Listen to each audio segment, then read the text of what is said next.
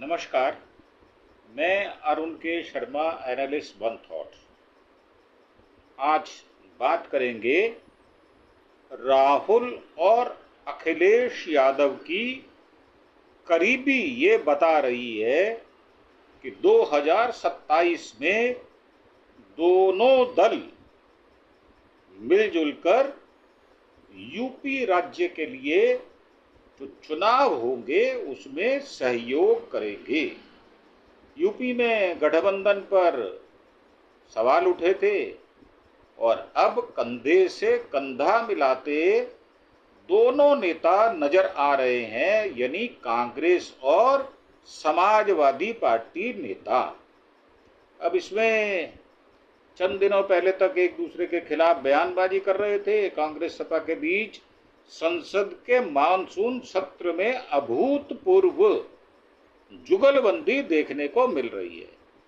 राहुल गांधी केंद्र सरकार पर आक्रामक हैं और अखिलेश यादव यूपी के मुद्दों को लेकर हावी होने की कोशिश कर रहे हैं। दोनों दलों के नेता कंधे से कंधा मिलाकर सत्ता पक्ष को संदेश देते नजर आ रहे हैं। इसे दोनों दलों के भीतर हो रही गठबंधन विरोधी बहस को खत्म करने की कोशिश के तौर पर भी देखा जा रहा है। ऐसे में सवाल उठता है कि यह गठबंधन कितना टिकाऊ है, इसका 2027 के यूपी विधानसभा चुनाव पर क्या असर पड़ने वाला है। गठबंधन का विरोध करने वाले इमरान मसूद जैसे नेताओं की सियासत का होगा क्या। तो ये जो सियासी समीकरण है ये कहाँ तक जाएगा, इसकी विवेचना करके देखते हैं। 22 जुलाई की संसद परिसर की ये तस्वीर है। बिहार के मतदाता सूची के मुद्दे पर प्रदर्शन के दौरान राहुल गांधी और अखिलेश यादव साथ साथ नजर आए थे। मानसून सत्र के दौरान संसद में सपा और कांग्रेस की एकजुटता ने सभी का ध्यान आकर्षण किया है। सत्र के पहले दिन 21 जुलाई को अखिलेश यादव ने कांग्रेस के राष्ट्रीय अध्यक्ष मल्लिकार्जुन खड़गे को जन्मदिन पर गर्मजोशी के साथ बधाई दी। दोनों नेताओं के बीच मुलाकात, फोटो सेशन और आपसी तालमेल ने यह संदेश दिया कि सपा और कांग्रेस रणनीतिक रूप से एक साथ हैं। साथ ही उनके बीच व्यक्तिगत संबंध और भी मजबूत हो गए हैं। इसके अगले दिन यानी 22 जुलाई को अखिलेश और राहुल गांधी संसद के मकर द्वार पर एक साथ कदम ताल करते हुए नजर आए थे। मुद्दा था बिहार की मतदाता सूची का गहन निरीक्षण, SIR। चुनाव आयोग के खिलाफ बिहार के मुद्दे को यूपी से भी जोड़ा जा रहा है। अखिलेश यादव ने चुनाव आयोग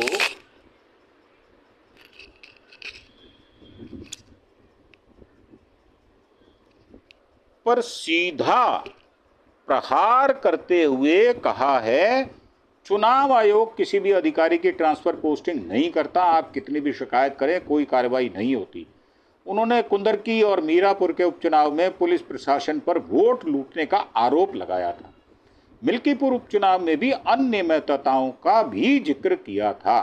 राजनीति के जानकारों का कहना है कि इस प्रदर्शन से दोनों नेताओं का कंधे से कंधा मिलाकर खड़ा होना साफ संदेश दे रहा है। बीते दिनों भले ही बयानबाजी हुई हो, लेकिन गठबंधन मजबूत है। इसे 2027 के विधानसभा चुनाव की तैयारी के तौर पर भी देखा जा रहा है। अब अखिलेश ने सोमवार को संसद में खड़गे को गले लगाकर जन्मदिन की बधाई भी दी थी। गठबंधन की स्थिरता पर इन बयानों से सवाल भी उठे थे। कांग्रेस सांसद इमरान मसूद ने कहा था कि यूपी में 80 में से 17 का फार्मूला नहीं चलेगा। सम्मानजनक सीटें मिलेंगी तभी 2027 में समाजवादी पार्टी के साथ समझौता होगा। कांग्रेस अपनी इज्जत के साथ समझौता नहीं करेगी। हम रेस के घोड़े हैं, शादी के घोड़े नहीं हैं, जैसा कि अक्सर राहुल गांधी इस बात को कहते हैं। तो इमरान मसूद ने कहा कि यूपी में लोकसभा चुनाव में जीत कांग्रेस और राहुल गांधी के दम पर मिली थी। सपा और कांग्रेस का गठबंधन कमजोर गठबंधन है। कांग्रेस के लिए सपा से बेहतर बसपा से गठबंधन रहेगा। यूपी में कांग्रेस लोकसभा चुनावों के फार्मूले को नहीं मानेगी। वह सभी 403 सीटों पर चुनाव की तैयारी कर रही है। उपचुनाव के दौरान कांग्रेस प्रदेश अध्यक्ष अजय राय ने कहा था कि पार्टी अपने दम पर चुनाव लड़ेगी। हाल ही में उन्होंने पंचायत चुनाव भी अकेले दम पर लड़ने की बात कही थी। अजय राय ने कहा कि इससे कांग्रेस का संगठन मजबूत होगा। कांग्रेस सभी 403 सीटों पर संगठन मजबूत करती नजर आ रही है। संभल हिंसा के बाद जब राहुल प्रियंका वहां जाना चाहते थे तो सपा के राष्ट्रीय अध्यक्ष अखिलेश यादव ने कमेंट किया था। अखिलेश ने कहा था कि जो लोग वहां जा सकते हैं उन्हें जाने दिया जाना चाहिए, इससे स्थिति में सुधार होगा, स्थिति सुधर सकती है। दरअसल सपा संभल हिंसा को लोकसभा में जोरदार तरीके से उठाना चाहती थी, लेकिन कांग्रेस ने नहीं सुना। इस पर अखिलेश यादव ने कांग्रेस पर कटाक्ष किया था। कांग्रेस प्रदेश प्रभारी अविनाश पांडे ने 21 जुलाई को कहा था कि कांग्रेस पीडीए पिछड़ा दलित अल्पसंख्यक का काम आज नहीं सदियों से करती आ रही है, जो कुछ दलों को आज समझ में आ रहा है। अखिलेश कर चुके 2027 चुनाव साथ लड़ने का ऐलान घोषणा कर चुके हैं वो, और 2027 में यूपी विधानसभा चुनाव में सपा और कांग्रेस एक साथ मिलकर चुनाव लड़ेगी। प्रयागराज में एक प्रेस कॉन्फ्रेंस में अखिलेश ने कहा था कि गठबंधन है और रहेगा। अखिलेश यह भी साफ कर चुके हैं कि इंडी गठबंधन, जिससे सपा और कांग्रेस प्रमुख साझेदार है, या इंडिया गठबंधन, इंडी गठबंधन कोई शब्द है नहीं। तो 2027 में भी एकजुट रहेगा। हालांकि हरियाणा महाराष्ट्र में सीटें ना मिलने से सपा के कुछ नेताओं ने कांग्रेस से गहरी नाराजगी जाहिर की थी। कांग्रेस की ओर से की गई नेताओं ने गठबंधन के खिलाफ बयानबाजी की थी। तभी से दोनों दलों के बीच मतभेद के कयास लगाए जा रहे थे। लेकिन बीते एक महीने में कई मौके ऐसे आए हैं जब दोनों दलों के शीर्ष नेतृत्व ने एक दूसरे से रिश्तों की मजबूती का संदेश दिया है। राहुल गांधी अखिलेश से कहा था कि कंधे से कंधा मिलाकर हम आपके साथ हैं। 1 जुलाई को अखिलेश यादव के जन्मदिन के मौके पर राहुल गांधी ने उनको बधाई अलग अंदाज में दी थी। उन्होंने अखिलेश यादव को पीडीए की बुलंद आवाज कहकर नवाजा था। राहुल गांधी ने अपने बधाई संदेश में ये भी कहा था, हम इस न्याय और बराबरी की लड़ाई कंधे से कंधा मिलाकर आपके साथ लड़ेंगे। इसके बाद 21 जुलाई को कांग्रेस के राष्ट्रीय अध्यक्ष मल्लिकार्जुन खड़गे के जन्मदिन के मौके पर सपा के राष्ट्रीय अध्यक्ष ने गले लगाकर मुबारकबाद दी थी। मौका भले ही जन्मदिन का रहा हो, लेकिन हाल के दशकों में यह पहला मौका था जब देश की 2 बड़ी पार्टियों के राष्ट्रीय अध्यक्ष एक दूसरे के गले मिलते हुए नजर आए थे। क्यों जरूरी है एक दूसरे के लिए गठबंधन? वरिष्ठ पत्रकार राजेंद्र कुमार कहते हैं कि लोकसभा चुनाव में दोनों दलों के साथ आने से पूरा चुनाव आमने सामने हो गया था। अगर कांग्रेस गठबंधन से अलग लड़ती है तो सपा के हिस्से का ही वोट काटेगी। मुस्लिम और दलित वर्ग का कुछ प्रतिशत वोट भी कांग्रेस की ओर गया है, तो इसका सीधा नुकसान सपा को होगा। 2022 के चुनाव में कई सीटें ऐसी थी जिन पर हार जीत का अंतर मात्र 5000 वोटों से कम का था। तब दोनों दल अलग अलग चुनाव लड़े थे। वहीं कांग्रेस यूपी के अपने वजूद की तलाश में है, और लोकसभा चुनाव में यूपी से 6 सीटें हासिल करने के बाद कांग्रेस नहीं चाहेगी कि ग्राफ दोबारा नीचा जाए। ऐसे में दोनों दलों के लिए यूपी में गठबंधन मजबूरी भी है और जरूरी भी है। ये राजेंद्र कुमार वरिष्ठ पत्रकार हैं जो ये बात कह रहे हैं। वोट बैंक के बिखराव का डर रहता है। वरिष्ठ पत्रकार और राजनीतिक विश्लेषक सिद्धार्थ कलहंस कहते हैं, यूपी में अब जातीय राजनीति का दौर शुरू हो रहा है। कांग्रेस कभी दलितों और ब्राह्मणों की पार्टी मानी जाती थी, लेकिन जब से ब्राह्मण भारतीय जनता पार्टी की ओर गया है उसके बाद से कांग्रेस लगातार कमजोर होती गई है। मौजूदा हालात में कांग्रेस को यूपी में दोबारा अपना वजूद खड़ा करना है तो उसको एक सहारे की जरूरत है। वहीं समाजवादी पार्टी 2022 के चुनाव में कई सीटें मामूली अंतर से गंवा चुकी है। वह नहीं चाहती कि उसके वोट बैंक में बिखराव हो जिससे उसे नुकसान हो। और ये दोनों दल यूपी में एक साथ चुनाव लड़ने की तैयारी कर रहे हैं। जहाँ तक बयानबाजी की बात है तो जब शीर्ष नेतृत्व के बीच तालमेल बेहतर हो तो वो मायने नहीं रखता। ये बात सिद्धार्थ कलहंस ने कही है। लोकसभा चुनाव में हुआ था जबरदस्त फायदा। कांग्रेस और सपा दोनों को लोकसभा के चुनाव में गठबंधन का जबरदस्त फायदा मिला था। सपा की 7 गुना से अधिक सीटें बढ़ गई थी, वह 5 से 37 सीटों पर पहुंच गई थी, जबकि कांग्रेस को सीधे 6 गुने का फायदा हुआ था, 1 से 6 सीट पर वो पहुंच गई थी। इस सफलता ने दोनों पार्टियों को यह भरोसा दिया कि उनकी एकता भारतीय जनता पार्टी के लिए गंभीर खतरा बन सकती है। राहुल गांधी ने संविधान, जातीय जनगणना और दलितों के आरक्षण जैसे मुद्दों को आक्रामक तरीके से उठाया, जिसे सपा ने भी समर्थन दिया।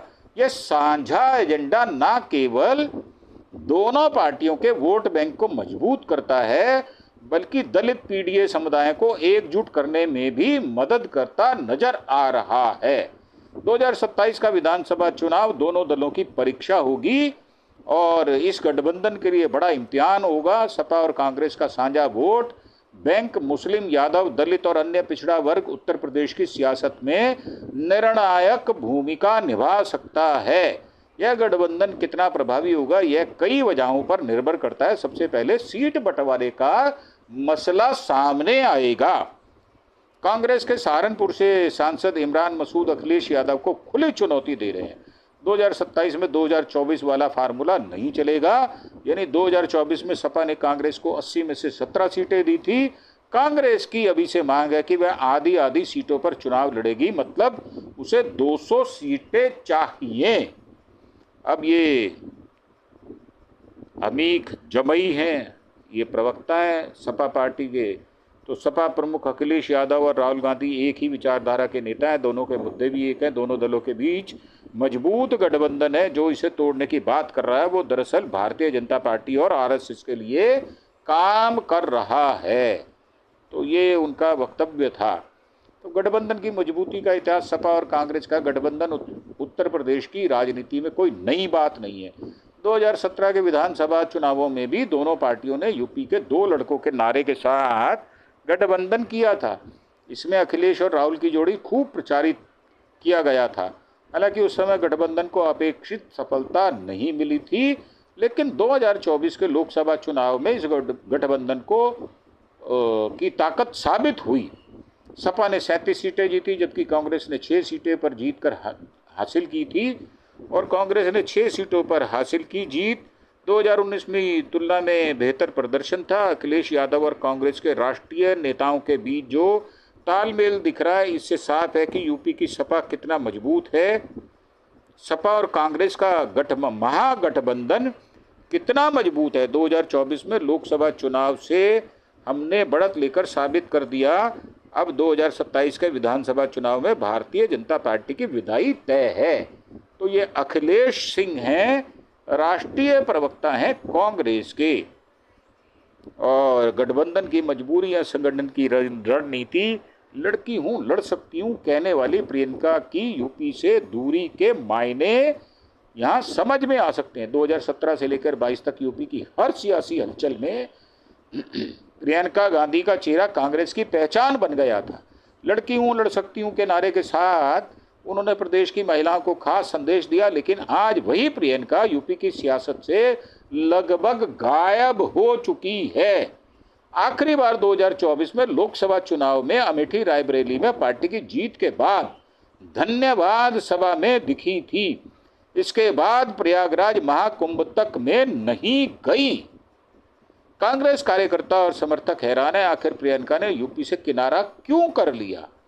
प्रियंका के बारे में यूपी में आने से क्या सपा के साथ कांग्रेस के संभावित गठजोड़ पर कोई असर पड़ने का खतरा है, तो इसकी विवेचना हम आगे करेंगे, ताकि आपको इतनी सारी बातें बताने के बाद ये ना लगे कि हम एक ही एपिसोड में आपको निपटा रहे हैं।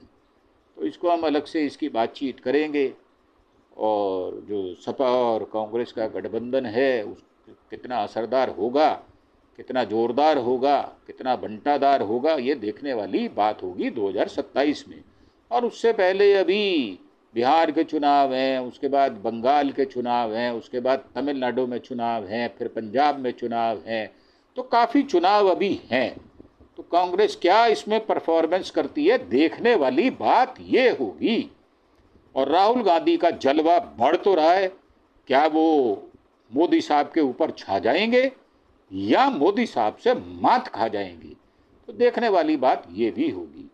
इन्हीं विचारों के साथ आपसे विदा लेते हुए एक बार फिर से प्रार्थना कि आप हमारे चैनल अरुण के शर्मा एनालिस्ट वन थॉट को प्लीज सब्सक्राइब अवश्य करें। हम पूरे दिन मेहनत के साथ आपको अलग अलग तरह के वीडियोस उपलब्ध कराते हैं और अपने विचारों के साथ आपको हम ये विश्वास दिलाते हैं कि आपको दूसरा कोई गोदी मीडिया इस प्रकार की वार्ता करते हुए नजर नहीं आएगा। इन शब्दों के साथ एक बार फिर से प्रार्थना, आप अरुण के शर्मा एनालिस्ट वन थॉट को सब्सक्राइब अवश्य करें। तो आपसे विदा लेते हुए धन्यवाद, थैंक यू, जय हिंद, जय भारत।